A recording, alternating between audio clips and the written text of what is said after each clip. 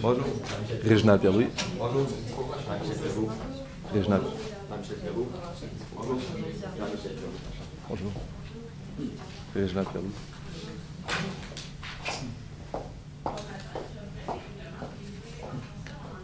En français, s'il vous plaît.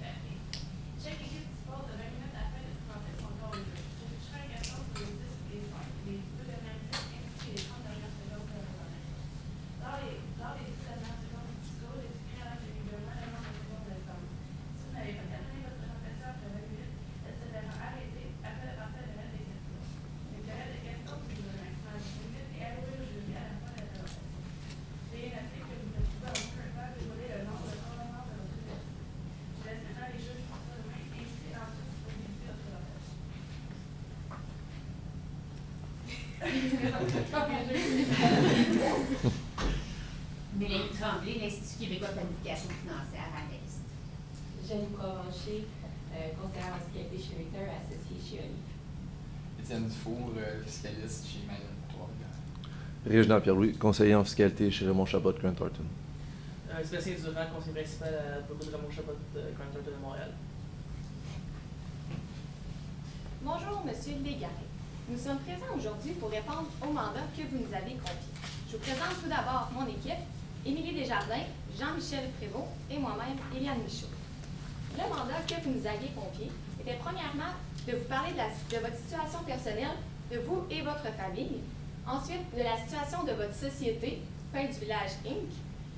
Nous allons ensuite vous présenter des informations concernant la rémunération du directeur des ventes de votre entreprise, Jeanne Roller. Et finalement, vous vouliez savoir un petit peu comment planifier le futur de votre société.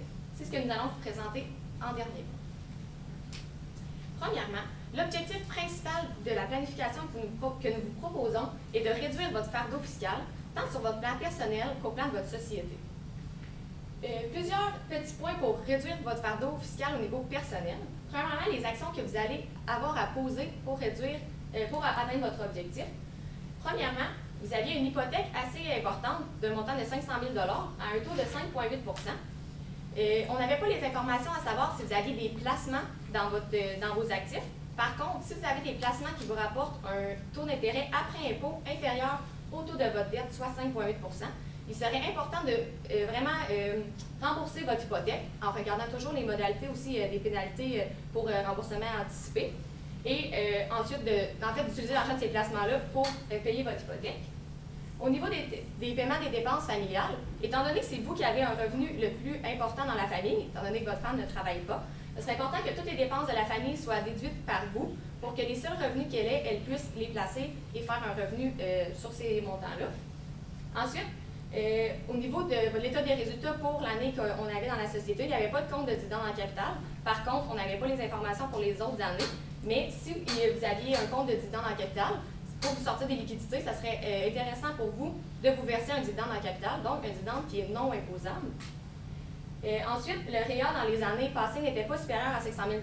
Par contre, comme la société génère des profits, si le REER de la société venait à venir à plus que 500 000 $, vous devriez considérer en premier lieu le salaire plutôt que les dividendes pour votre rémunération.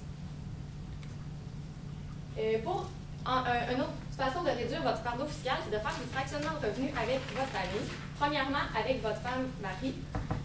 La première façon qu'on a déterminée pour faire le fractionnement de revenus, c'est que Marie elle a prévu revenir sur le marché du travail quand le dernier enfant va aller à l'école, donc dans les prochaines années. Ce qui serait intéressant, selon les compétences de Marie, ce serait de lui trouver un emploi dans la société, un salaire qui va être déductible pour votre société et ça va lui permettre d'obtenir un revenu en lien avec votre société. Ensuite, Marie pourrait souscrire à des actions privilégiées de la société.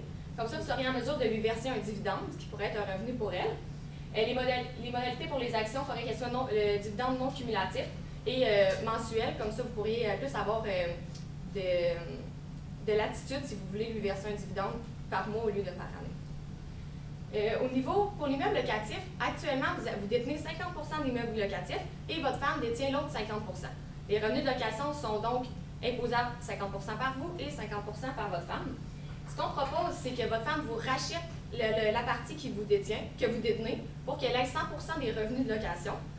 Pour ce faire, si Marie n'a pas actuellement les liquidités, vous nous avez fait part que vous seriez prêt à faire un prêt à une personne de votre famille pour si elle en avait besoin. Donc, ce qui est vraiment important, par contre, c'est d'avoir un prêt auto-prescrit et que les intérêts soient réellement payés 30 jours après la fin d'année par Marie pour s'assurer d'éviter les règles d'attribution.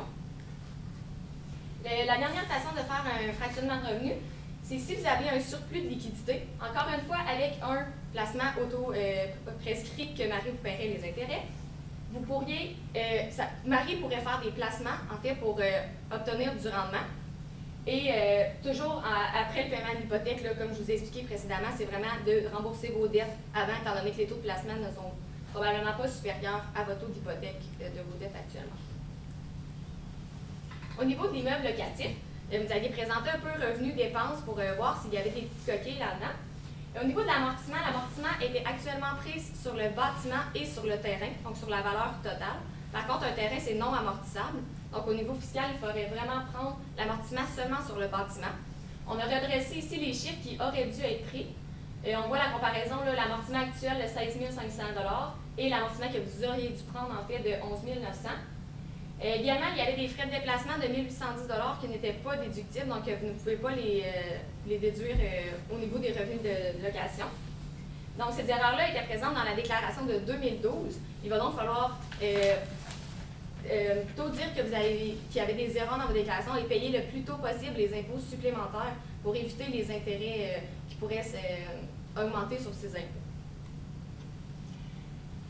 Au niveau vous avez fait des transactions avec vos enfants. Vos enfants, Charlotte et Alexis, ont reçu chacun 2000 actions ordinaires d'une société publique que vous leur avez données. Lors d'un don à un enfant mineur, il y a des règles d'attribution qui vont s'appliquer. Alexis avait 13 ans. Donc, sur les dividendes de 4 000 $ qui vont être versés par année, les règles d'attribution vont s'appliquer. C'est vous qui allez devoir inclure ce montant dans votre déclaration d'impôt. Jusqu'à l'année où Alexis va avoir 18 ans, un coup qui va être rendu majeur, comme c'est un don et non un prêt sans intérêt, les règles d'attribution ne s'appliqueront plus et c'est maintenant Alexis qui va l'inclure dans sa déclaration de revenus. Même chose pour Charlotte, en fait, elle est déjà majeure, donc les règles d'attribution ne s'appliquent pas et c'est elle qui doit s'imposer tant sur les dividendes que sur le gain en capital lors de la vente éventuelle de ses actions. Martin, pour l'instant, a seulement 8 ans. Vous avez dit que vous allez lui donner les actions seulement à 12 ans. Par contre, les mêmes règles d'attribution que j'ai expliquées précédemment pour Alexis vont s'appliquer jusqu'à l'âge où il va avoir 18 ans. J'ai oublié, les dividendes vont être majorés à 38 %, étant donné que c'est des dividendes de société publique, et vous allez avoir droit à un crédit d'impôt pour dividendes. Pour éviter les règles d'attribution, ce qui pourrait être possible de faire, c'est que Alexis achète les actions de la société publique que vous lui avez données. Étant donné qu'il y a juste 13 ans, on se dit qu'il n'y a peut-être pas les liquidités. Donc encore là, si vous avez les liquidités, vous pouvez le financer avec un prêt auto-prescrit, comme je l'ai expliqué précédemment. Puis il va falloir vraiment s'assurer que les intérêts soient payés 30 jours après la fin d'année. Maintenant, vous vouliez avoir aussi des informations au niveau de votre société, Pain du village. Nous avons revérifié un peu le revenu imposable et l'impôt à payer. En fait, qu'est-ce qui avait été inclus et qui ne devrait pas, et inversement. L'impôt fédéral et provincial était de 43 000 et le revenu imposable de 228 000 actuellement, que vous nous avez fourni comme information. Il y avait des ajustements à apporter au niveau de la conciliation du bénéfice comptable à fiscal. Premièrement, l'amortissement comptable doit être ajouté au bénéfice avant impôt, étant donné qu'il faut prendre l'amortissement fiscal pour calculer le revenu imposable. Nous n'avons pas les FNAC des bâtiments et des équipements. Par contre, on peut voir ici les taux d'amortissement qui pourront être utilisés pour ces biens. Au niveau des repas et des frais de représentation, dans votre conciliation, vous avez fait un ajustement de 13 850 $. On a refait le calcul étant donné que vous aviez pris vraiment toutes les dépenses à 50 %. Puis le traitement fiscal n'était pas tout le temps adéquat. Donc le montant ajusté qu'on a recalculé était de 12 013 $. Au niveau des repas avec les clients, c'est seulement déductible à 50 %. Donc il faut venir ajouter l'autre 50 % dans votre revenu. Même chose pour les billets pour les clients. Le souper de Noël payé, on ne fait pas d'ajustement. Et finalement, au niveau des repas pour l'actionnaire, ce n'est pas déductible, donc il va falloir l'ajouter le montant complet et non seulement 50 % comme il avait été fait précédemment. Concernant votre société, encore là, une fois, un point qui est majeur pour votre société, en fait, les immobilisations constituant votre bâtiment, votre paiement de production, comme l'a mentionné Iliane, ma partenaire. En fait, les catégories fiscales, s'assurer qu'on soit à 6 pour profiter du bénéfice de fabrication de transformation. C'est un boni qu'on peut obtenir versus un bâtiment qui ne sert pas assez fin. Donc, également par rapport à ça, ce qu'il faudrait voir, vous êtes une entreprise qui fait du recherche et développement. Et vous avez mentionné que vous n'avez jamais utilisé le crédit pour crédit d'impôt pour investissement, qui serait un crédit qui serait important à aller chercher pour vous parce qu'il serait bénéfique. Je vais vous expliquer les parties de l'immobilisation un petit peu plus tard. Donc, pour en revenir à recherche-développement, en fait, juste pour une synthèse de comment ça fonctionne, c'est séparé en deux volets. Premièrement, vous avez les comptes de dépenses. On va appeler les dépenses courantes, si je peux dire. C'est les dépenses qui ne sont pas capitalisables. Donc, vous avez les salaires de vos employés qui ont été utilisés pour faire la recherche de nouveaux procédés. Ces salaires-là sont amusés pour recherche et développement. Et par la suite, vous avez aussi les dépenses en capital, donc toutes les dépenses qui sont d'une immobilisation qui sont utilisées à plus de 90% pour le recherche et développement peuvent être admissibles à ce crédit-là. En fait, ça, c'est un compte de dépenses qui s'accumule les dépenses de recherche et développement qu'on peut utiliser au moment qu'on le souhaite parce qu'il se cumule au fil des années. Puis on peut utiliser cette dépense-là en réduction du revenu d'entreprise d'année que vous décidez d'utiliser. Par contre, lorsque vous réclamez le crédit d'impôt pour investissement, ça vient réduire ce compte-là qui accumule les dépenses de recherche-développement. Donc, par la suite, vous pouvez également réclamer le crédit pour impôt pour investissement. C'est un crédit qui est supplémentaire, étant donné que vous utilisez les recherches-développement, comme j'ai mentionné. Ça vient réduire l'impôt de votre société. Il y a deux taux qui existent. Il y a le taux général qui est en fait pour les sociétés autres que les SPCC. Mais en fait, c'est une société qui se qualifie comme SPCC. Donc, vous aurez un taux de 35 %. Étant donné que vos dépenses sont moins de 3 millions de $, vous respectez les limites qui fait en sorte que vous pouvez utiliser la totalité du 35 %, soit le 15 % supplémentaire que vous avez sur les autres entreprises. Puis, le crédit d'impôt que vous avez avec ça, en fait, il y a une ordre de priorité pour l'application de ce crédit-là. En premier lieu, ça vient réduire l'impôt à payer de l'année courante. Si par la suite vous avez réduit la totalité d'impôt, il y a une partie qui peut être remboursable. Puis la partie qui est non remboursable, selon certains critères, vont servir à réduire l'impôt à payer des années subséquentes de la société. Donc, évidemment, comme je l'ai mentionné, le point important à savoir, c'est que le crédit d'impôt pour investissement, c'est un gros 35 % que vous pouvez aller chercher. Surtout, vous êtes une grosse entreprise qui fait beaucoup de chiffre d'affaires. Il y a beaucoup de transformations justement avec vos points que vous le mentionnez, donc ce serait un montant intéressant pour vous. Donc, on vous recommande pour l'année 2013 de faire un amendé, étant donné que vous avez dit que vous ne l'avez pas réclamé, d'aller chercher ce crédit d'impôt-là. Par rapport à la société, on a d'autres points qu'on voulait vous mentionner. Vous avez des questions par rapport à la subvention qui a été octroyée. En fait, la subvention de 104 000 $, elle va venir être imposable au moment que vous l'avez reçue, donc l'année courante. Un traitement fiscal puis comptable à ce niveau-là, il diffère étant donné que c'est pour une immobilisation, on doit amortir la subvention sur les 4 années à venir. Et tandis qu'au niveau fiscal, on va s'imposer au moment qu'on reçoit l'argent. Frais reportés, on aimerait savoir les détails au niveau de l'actif. On n'a pas de détails à savoir ce qui constitue ça, donc on a de la misère à déterminer les impacts fiscaux de ce poste.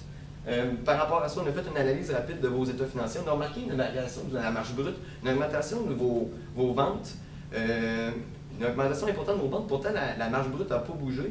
Puis le ratio de la marge brute a diminué à passer 52 % à 41 %. Nous autres, on se questionnait plus sur savoir est-ce que c'est un changement d'application comptable qui pourrait faire en sorte qu'il vient influencer votre impôt à payer dans l'année. Puis encore là, d'où un peu pourquoi on parle d'auditer les états financiers. On ne parle pas nécessairement, on dit auditer, mais pas nécessairement auditer, mais on veut seulement vous assurer que le traitement comptable est bon parce que la fiscalité se base sur le traitement comptable pour déterminer l'impôt à payer de la société. Par la suite, pour la rémunération de votre directeur des ventes, deux choix se proposent à vous, des options d'achat d'actions. Étant donné que c'est une SPCC et votre gérant n'est pas lié à la société, il y a une imposition, un avantage imposable qui va se calculer au moment de la disposition des actions et non au moment de la levée des options. Mais par contre, il y a une déduction qui est possible étant donné que s'il détient au minimum 2 ans les actions, il va pouvoir utiliser une déduction pour annuler un peu l'effet de l'avantage imposable à 100%. Par contre, par rapport à ça, il y a également un bonus fin d'année que vous pouvez verser. Bonus fin d'année, dépendamment de sa performance, vous pouvez donner un montant d'argent qui va être étudié dans l'année courante s'il est versé dans les 180 jours suivant la fin d'année d'exercice. Donc, nous autres, notre recommandation, principalement, c'est surtout sur les options d'achat d'actions. Étant donné que vous voulez l'intéresser dans l'actionnariat, il pourrait avoir une part de 5 à 15% des options d'achat d'actions, éventuellement s'il lève les options. Il faut faire attention pour ne pas diluer le contrôle de votre société, évidemment. Puis, les options d'achat d'actions permettent de garder votre employé motivé à travailler dans la société. Donc, un peu pour résumer les impacts de l'automobile, comme vous avez demandé, soit que la société loue la voiture elle-même et la prête à votre employé, donc les dépenses de location et de frais de fonctionnement vont être déductibles en totalité dans l'année. Par la suite, vous avez parlé d'une allocation fixe. Par contre, l'allocation fixe, elle est non déductible étant donné qu'elle est non raisonnable. Donc, nous, on vous recommande d'y aller avec une allocation variable en fonction du kilomètre. Donc, la société va être 100% déductible des dépenses et Jean, lui, il n'aura pas d'avantage imposable pour la voiture. Pour ce qui est du futur de votre entreprise, vous nous avez mentionné que vous vouliez transférer la société à votre fille ainsi qu'à un employé clé, donc Jean, dont Jean-Michel vient de vous parler. Tout d'abord, vous avez mentionné également que votre père avait reçu l'exonération pour gain en capital lorsque vous avez vendu les actions et vous croyez que c'était automatiquement, que vous alliez recevoir cet avantage automatiquement. Par contre, pour avoir droit à cet avantage, il y a plusieurs critères à respecter et aussi le montant est désormais passé à 800 000 $ d'exonération pour gain en capital depuis 2014. Donc, depuis quelques jours, le montant a augmenté de 50 000 $. Donc, les critères pour pouvoir être admissible, pour rendre vos actions en fait admissibles comme des actions admissibles de petites entreprises, c'est les critères qui sont mentionnés ici. Donc, vous devez détenir les actions pendant plus de 2 ans, ce qui est déjà le cas puisque vous les avez depuis 2006. Également, 50% de la juste valeur des actifs doit être utilisé pour générer du revenu d'entreprise. Et ça, c'est pendant les 2 ans précédant la vente. Et finalement, 90% de la juste valeur des actifs lors de la disposition des actions doit servir pour générer du revenu d'entreprise. On a fait les calculs. Présentement, vous seriez admissible vos actions seraient admissibles, mais il va falloir refaire les calculs lors du gel, en fait, le moment réel du transfert des actions. Donc, les objectifs, en gros, Charlotte voulait prendre la direction de l'entreprise, donc vous vouliez lui transférer une partie des actions. Et également, vous ne saviez pas encore si vos 2 enfants qui étaient plus jeunes voulaient aussi s'impliquer et vous vouliez impliquer votre employé clé. Pour ce qui est du gel en faveur de Jean, comme Jean-Michel l'a expliqué, on va lui octroyer des options d'achat d'actions que vous vouliez lui remettre entre 5 et 15 % des actions. Alors, si les options d'achat d'actions, ce n'est pas assez, il y a une possibilité aussi de faire une vente directe des actions à Jean. C'est soit directement en ses mains s'il a les liquidités nécessaires, ou sinon il peut le faire également par une société de gestion. Et les avantages, en fait, c'est simple, peu coûteux. Et pour l'instant, la juste valeur des actions lui permettait d'utiliser un montant de l'exonération et il restait également un solde suite à ça pour utiliser avec la transaction pour votre fille. Et l'inconvénient, en fait, c'est que vous n'avez plus vraiment le pouvoir sur les actions qui vont être transférées à Jean.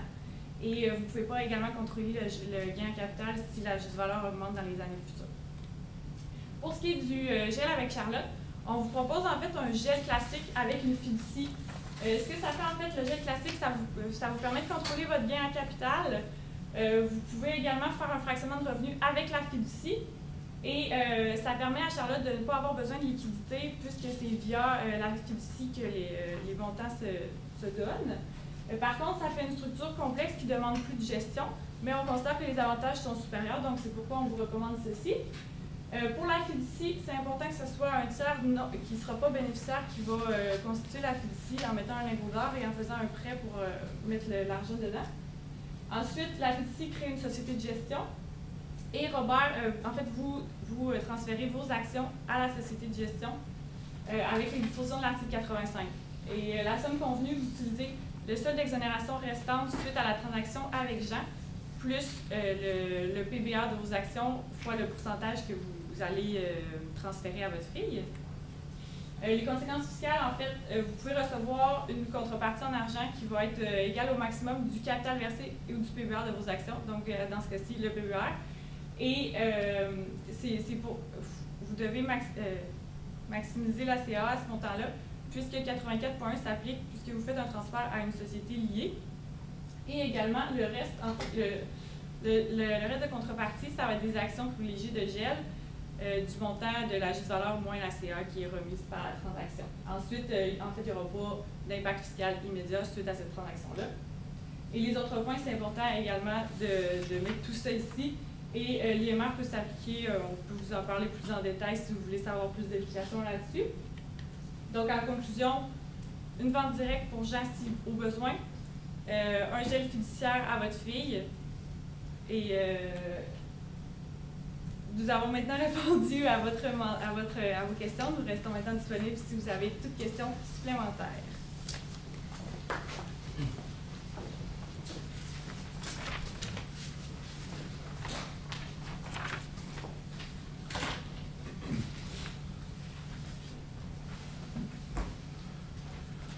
J'avais une petite question concernant l'immeuble locatif. En ce moment, dans le fond, j'ai payé 100% de l'immeuble, puis le revenu est séparé 50-50. Puis là, dans le fond, ce que je demandais, c'est est-ce que vous pensez qu'il peut y avoir des problèmes à ce niveau-là? Est-ce qu'il y a des règles d'attribution qui pourraient s'appliquer ou quoi que ce soit? Ou en ce moment, tout est... Si vous avez payé en fait 100% de l'immeuble? J'ai payé en fait 100%. 100% de l'immeuble, OK. On l'avait pris comme si ça avait été acheté conjointement, donc payé 50% chaque. Par contre, si c'est vous qui avez payé 100% de l'immeuble, il va y avoir des règles d'attribution qui vont s'appliquer au niveau du revenu de location. Étant donné que c'est comme si vous aviez donné 50% de l'immeuble à votre femme. Donc, quand il y a un don en faveur du conjoint, tous les revenus de location vont être imposés dans votre déclaration fiscale. Également, au niveau de la vente, lors du gain capital créé lors de la vente, c'est également dans votre déclaration à vous que ça va être imposé et non dans la déclaration de mari.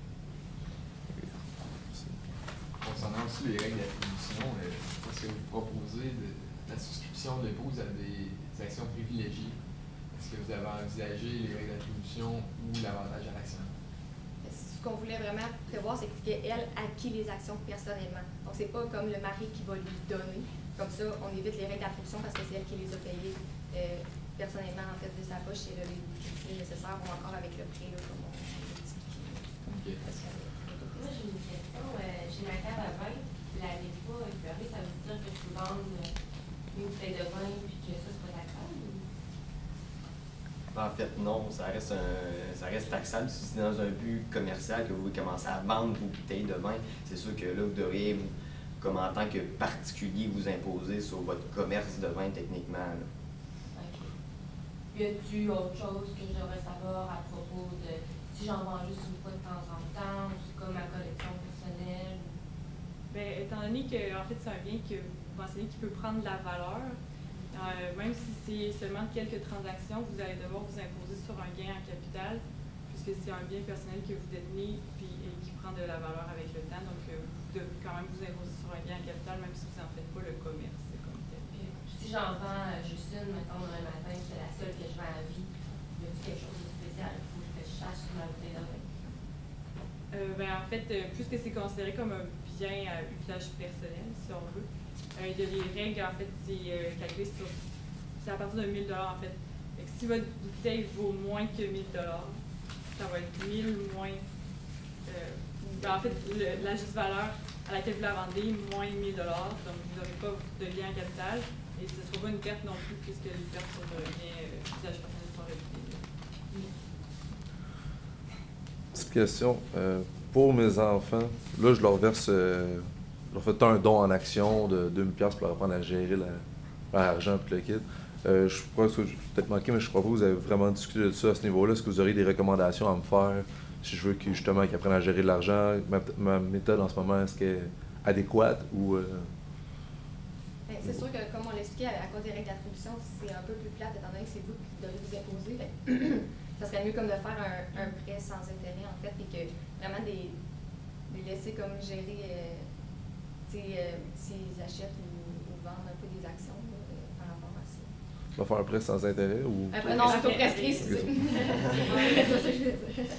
Ça pose pas un problème, mais comme ils sont mineurs, je pense pas qu'ils ont le droit de faire des emprunts. OK, par rapport à la minorité. Ils n'ont pas le droit d'emprunter, d'acheter des grosses affaires. Non, c'est vrai. Non, c'est vrai. Donc, tu ne payes pas, le côté légal, poursuivre, comme on je en dis. parle finalement. non. Ce serait pas votre avantage. Pour l'automobile, vous avez démontré vos calculs un petit peu, mais j'ai pas cru voir prendre position. Qu'est-ce que j'aurais à faire avec l'automobile pour les gens? Ben, en fait, là, ce qui est plus avantageux, c'est parce que là, l'allocation est fixe, puis elle n'est pas considérée comme une allocation raisonnable parce qu'elle est fixe. Premièrement, ce qui est vraiment idéal, ce serait une allocation qui est raisonnable, plus variable du nombre de kilomètres, en respectant les limites. Puis ce qui fait en sorte que pour vous, la société, ça va être déductible dans votre revenu société. Mais si j'achète, dans le fond, la question c'est si l'automobile, est-ce que je suis mieux l'acheter dans la société, je vais donner un avantage à Jean, ou si lui doit l'acheter, moi je lui donne une allocation. Lui doit l'acheter, c'est ça. Considérer que lui doit l'acheter. Oui, lui devrait l'acheter parce que, c'est ça, lui, l'allocation va avoir le choix qu'il va recevoir, si elle est raisonnable, qu'elle soit imposable ou non dans sa société, dans sa déclaration personnelle. Et lui, il va avoir le choix qu'elle soit déductible, imposable, pardon. Merci. Merci. Merci.